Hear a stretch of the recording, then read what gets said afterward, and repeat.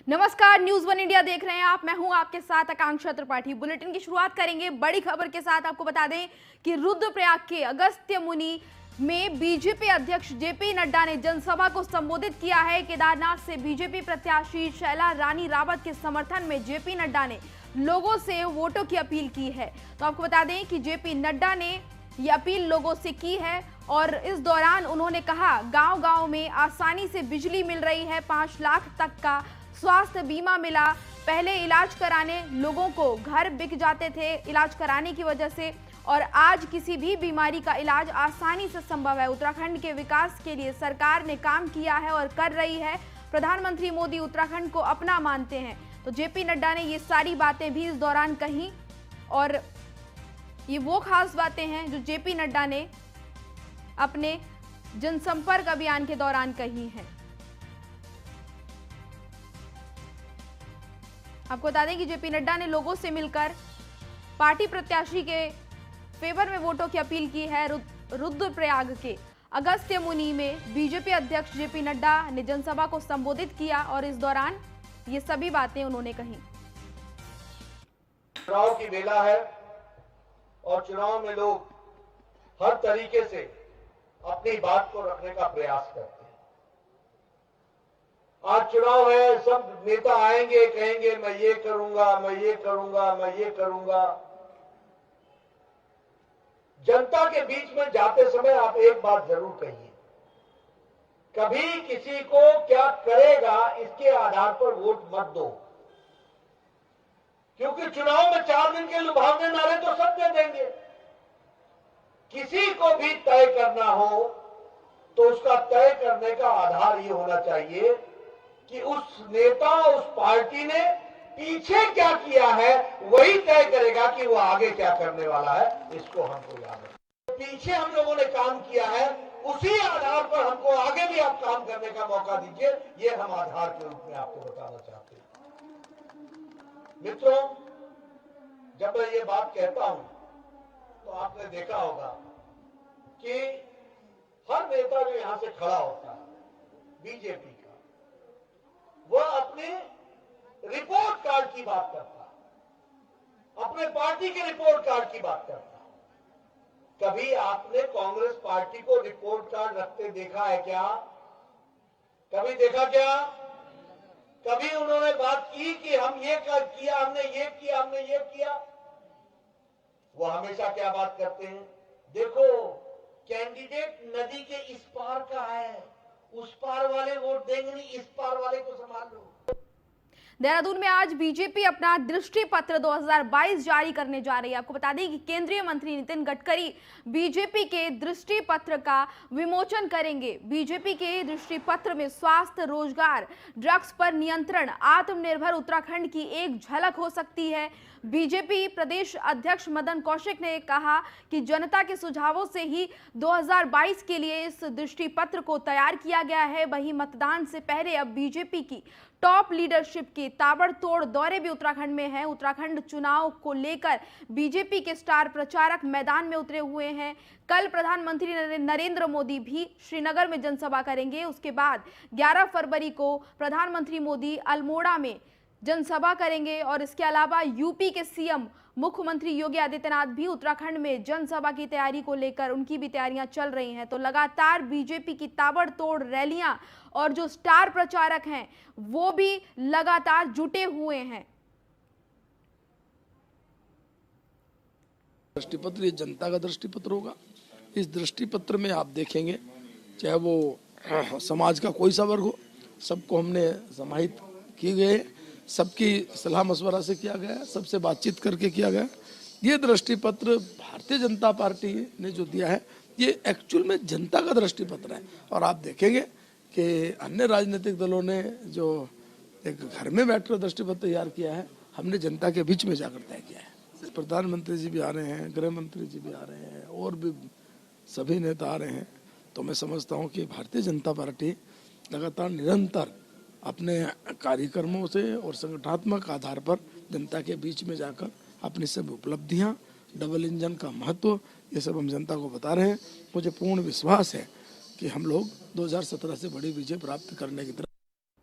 और अब रुक करेंगे सुदीप जैन का, विशेष संवाददाता है हमारे। सुदीप, बीजेपी कह रही है कि ये जो दृष्टि पत्र है ये जनता का दृष्टि पत्र है, तो क्या क्या चीजें हैं, क्या क्या मुद्दे हैं जिनको इस विशेष पत्र में जो है तरजीह दी जाएगी?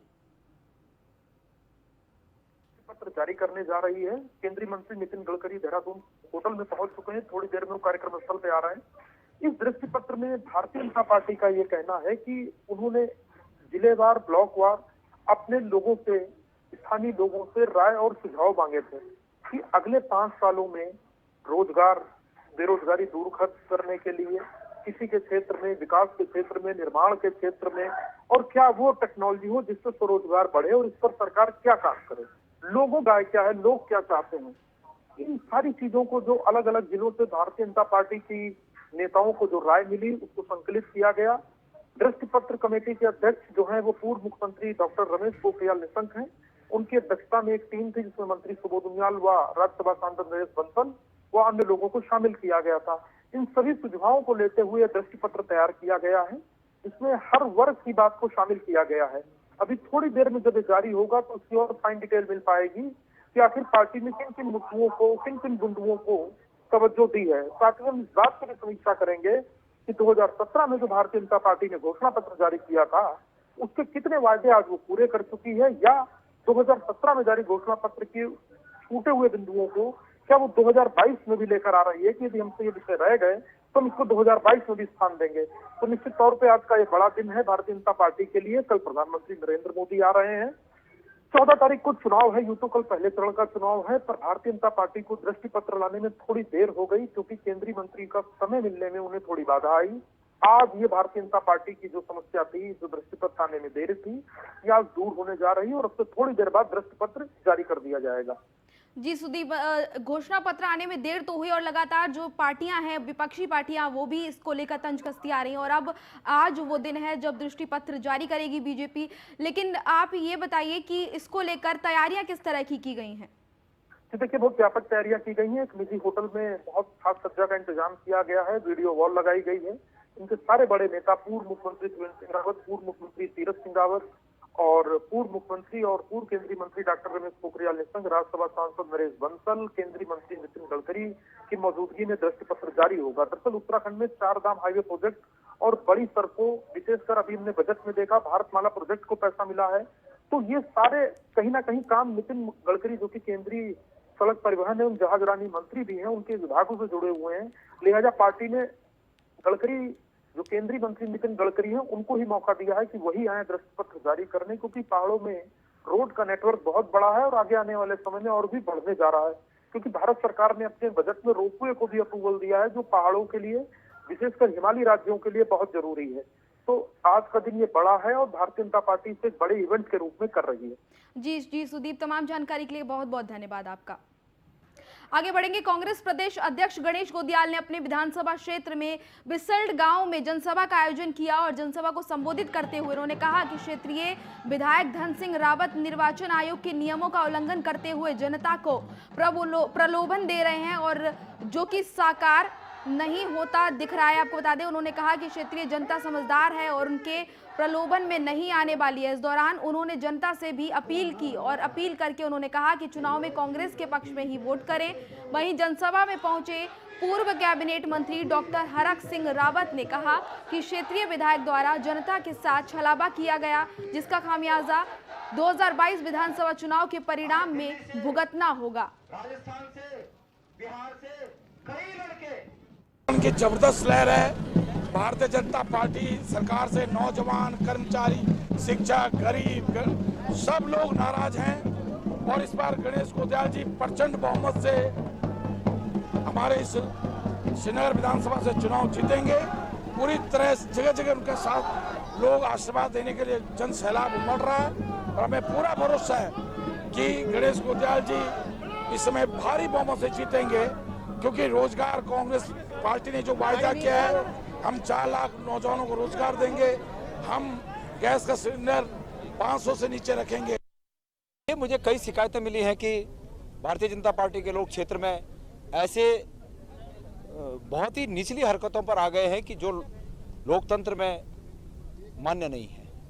और हमारे बतेरे लोगों ने उसकी वीडियो बनाई है कि जबकि आचार संहिता लागू है, धन सिंह रावत जी टेम्पो में सामान लेके जा रहे हैं, गांव में बांट रहे हैं। तो ऐसे में जो है, ऐसे में स्वाभाविक है कि आरोप लगेंगे। अगर सामने दिख रहा है तो आरोप लगना। रुद्रपुर में भाजपा उम्मीदवार शिव अरोड़ा को जिताने के लिए केंद्रीय राज्य मंत्री शांतनु ठाकुर ने प्रचार प्रसार किया और उन्होंने खानपुर गांव में एक नुक्कड़ सभा के माध्यम से शिव अरोड़ा के लिए जनता से वोटों की अपील की। उन्होंने कहा कि इस समय देश में नरेंद्र मोदी ही हैं जिनके पास विकास का विजन है। मोदी एक शांत व्यक्ति हैं जो भारत को शक्तिशाली राष्ट्र बनाने में लगे हुए हैं। उन्होंने कहा कि कई राज्यों के मुख्यमंत्रियों के साथ पीएम के बारे में इस बारे में बात हो चुकी है। आपको बता दें कि जल्द इसका निराकरण और अच्छा परिणाम सबके सामने आने वाला है।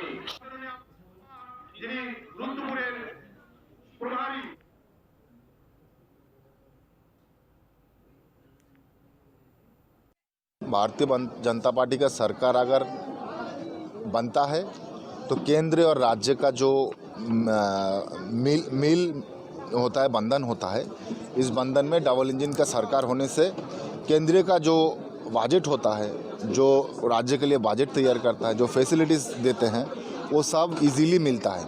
तो इसीलिए सरकार को यहाँ प्रतिष्ठित करना, भारतीय जनता पार्टी को यहाँ लाना आवश्यक है, जरूरी है। और हमारे समाज लगे हुए हैं भारतीय जनता पार्टी का सरकार प्रतिष्ठा करने में। इसको लेके चर्चा हुआ है, हमारे साथ माननीय प्रधानमंत्री जी का भी इसको लेके चर्चा हुए है और राज्य के हमारे जितने सारे माननीय हमारे सीएम हैं उनके साथ भी बात हो चुका है। तो हम आशा रखते हैं जल्दी से जल्दी ये कार्यक्रम शुरू हो। उधम सिंह नगर के गदरपुर में कांग्रेस नेता राजेंद्र पाल सिंह ने कांग्रेस के समर्थन में वोट मांगा। घर घर जाकर उन्होंने कांग्रेस के पक्ष में वोटों की अपील की। साथ ही उन्होंने कहा कि गदरपुर सीट से कांग्रेस की टिकट पर वो खुद चुनाव लड़ना चाहते थे, लेकिन उन्हें टिकट नहीं मिला, लेकिन कांग्रेस ने उन्हें बहुत कुछ दिया है। जनसंपर्क के दौरान उन्होंने लोगों से कहा कि अगर वो इस इलाके का विकास कराना चाहते हैं तो कांग्रेस को वोट जरूर करें। और जब धीरे धीरे चीजें बदलने जा रही हैं, शोरों से जलते होंगे हम तो हर रोज अगर टिकट कट गई तो लोगों ने ये अफवाह उड़ानी शुरू कर दी कि मैं उसके साथ हो गया, उसके साथ हो गया। देखो, मैं कांग्रेस का हूँ, मैं कांग्रेस के साथ हूँ और कांग्रेस में रहते हुए उसकी हर हरकत का, उसके हर दमन और उत्पीड़न का मैं पुरजोर विरोध करूँगा, करता रहूँगा और निश्चित रूप से अब की कांग्रेस का प्रत्याशी यहाँ से जीते।